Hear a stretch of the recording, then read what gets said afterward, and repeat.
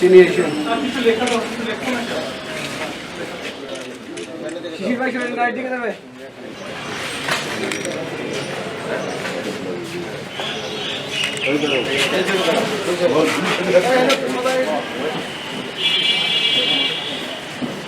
তাদের পূর্ব শত্রুতা ছিল ছোট বিষয় নিয়ে, মোটরসাইকেল চালানো পূর্ব পরিচিত ছিল এবং দ্রুত গতিতে মোটরসাইকেল চালানো নিয়ে দুইজনের ভিতর বিগত সময় কথা কাটাকাটি হয়।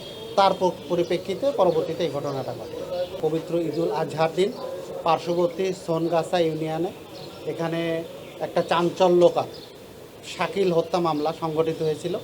সেই হত্যা মামলা, সেই হত্যা ঘটনা ঘটার সাথে সাথে আমাদের জেলার সুযোগ্য পুলিশ সুপার জনাব মোহাম্মদ সাইফুল ইসলাম শান্তু স্যারের নির্দেশনায় থানা পুলিশ এবং জেলা গোয়েন্দা শাখা সমন্বয়ে একাধিক টিম সাথে সাথে কাজ শুরু করে এবং তারা এই বিভিন্ন আসামিদের অনুসরণ এবং গোয়েন্দা তথ্যের ভিত্তিতে অভিযান চালিয়ে এই ঘটনায় যুক্ত মূল আসামি রাকিবকে কক্সবাজার থেকে আমরা গ্রেপ্তার করতে সক্ষম হয়েছি এবং সে প্রাথমিকভাবে পুলিশের কাছে এই ঘটনায় তার সংযুক্ততার কথা স্বীকার করেছে এবং সেই মূলত ছুরিকাঘাতটা করেছিল এবং পরবর্তী আইনগত ব্যবস্থা গ্রহণ প্রক্রিয়াধীন আছে।